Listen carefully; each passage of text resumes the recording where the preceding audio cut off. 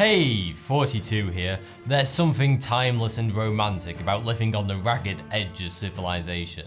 Whether you prefer the American Old West, the final frontier of space, or somewhere in between, the thought of living in roguish freedom is certainly appealing to many. If you are hoping to find somewhere free from the shackles of law in our world today, here are some places you might want to investigate.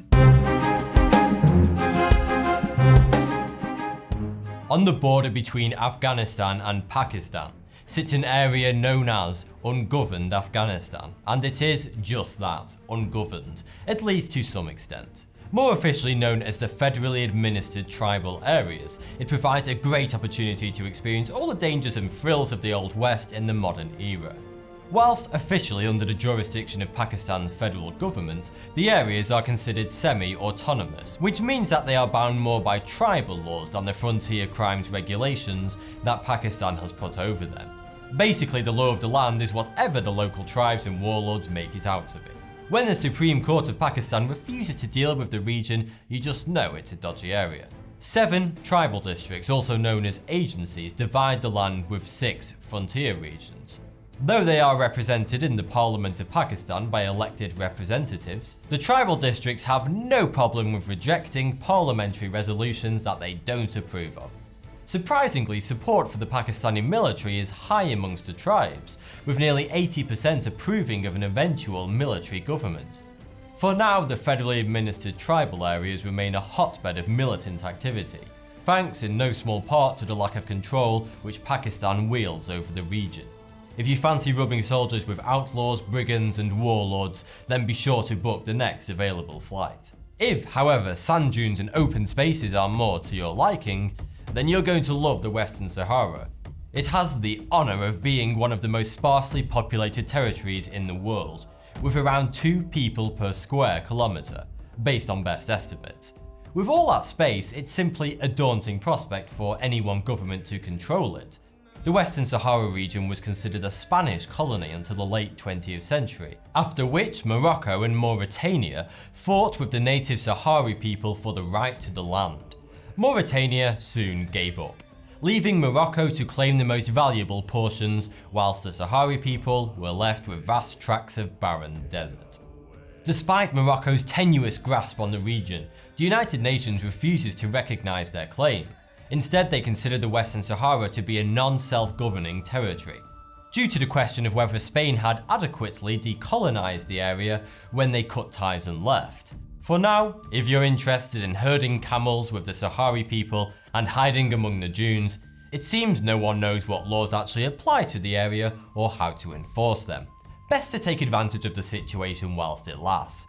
If you were to commit a crime out there, the locals wouldn't even know who to report you to. Never mind prosecution.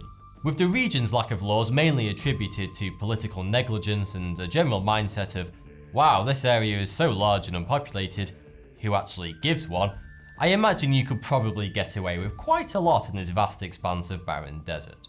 If living the pirate's life on the high seas appeals to you, grab yourself a boat and head out to international waters. Territorial waters for any nation only extends 22 kilometers out from the shore. You aren't truly free until you move through the contiguous zone, which sounds like a really cool science fiction movie, but it's not. It's an area which extends another 22 kilometers beyond territorial waters for any country. And even then, if you're caught engaging in egregious acts of piracy, any nation has the ability to bring you to justice. But there's a whole lot of water out there. Unless you attract an awful lot of attention to yourself, you're just another speck on the horizon. There is something magical about the high seas. Since the very first ships, the idea of sailing the open ocean has inspired generations of artists, spawning beautiful paintings, books, and even movies. To apply laws to such an unruly stretch of water would almost be an insult to what is one of Earth's last true remaining wildernesses. International waters are regulated out of necessity in our modern world, but enforcing the rules is an impossible task for the world's governments. Thus, the world's oceans remain one of the last truly lawless places on Earth. As the great Hugo Grotius said in the early 17th century, people from all nations have a right to the waterways of the world. He called this right mare liberum, Latin for the free sea. and his book by the same name laid the groundwork for the concept of international waters as we know them today. So set sail for the high seas and celebrate the freedom Grotius championed centuries past. In January of 1991, Somalia suddenly found its central government dissolved, as it plunged into a bloody civil war that still rages on to this day. In the 2 decades that followed, anarchy ruled the day, as warlords fought amongst themselves for the opportunity to rule small sections of this fragmented country. There have since been several attempts to re-establish order in the region, starting with the short-lived Transitional National Government in 2000, and most recently with the federal government of Somalia in 2012. Only time will tell whether the latter is effective, though the formation of a parliament and election of an official president does lend some momentum to the effort. Meanwhile, the region remains fractured. The concept of government is only half the battle in a world of militants and local rule, where might makes right when it comes to the law. And in the internet age, it's hard to gain credibility when there are multiple web pages all claiming to represent your fledgling government. Piracy is a major problem in Somalia. With basically no laws or enforcement agencies to keep a lid on things, pirates rule the high seas around the country, making the waters surrounding Somalia one of the most dangerous shipping routes in the world. In 1923, the British government decided to grant New Zealand their own little piece of the ice-encrusted Antarctic wasteland. They established the Ross Dependency, New Zealand's own little cheese-shaped triangle of Antarctica, which included a swath of the continent and also extended out into the sea to cover a small archipelago known as the Balleny Islands. To date, New Zealand hasn't quite figured out what to do with them. There has been no attempt thus far to establish a colony on the islands, though still technically under the governance of New Zealand. If there is a bright centre to civilization, then the Balleny Islands are certainly far from it.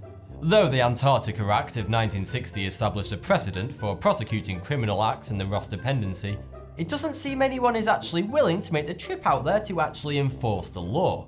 The closest anyone in New Zealand has actually come to acknowledging the Balleny Islands' existence was a proposal to establish them as a marine preserve in May of 1999. That's pretty much the equivalent of saying, well, we can't quite figure out what to do with them. Perhaps we should just leave them to the penguins and fish. Even within the United States, there are certain places that escape the roving eye of the law. Located in an arid expanse of the Sonoran Desert in Southern California, Slab City is one such place, where people go when they really want to get away from it all. Officially, the site is owned by the state of California, though it is small and desolate enough to avoid close scrutiny by the government. Built on the remnants of an old military barracks, Slab City is named for the large concrete slabs left behind after the barracks was demolished. Most of the residents live in RVs, campers and tents, amidst shanty structures that serve as meeting places for music and community gatherings. Though they purchase most of their supplies from a nearby town, the Slabbers pride themselves on their self-sufficiency, choosing to go without many modern luxuries in exchange for the freedom that Slab City offers.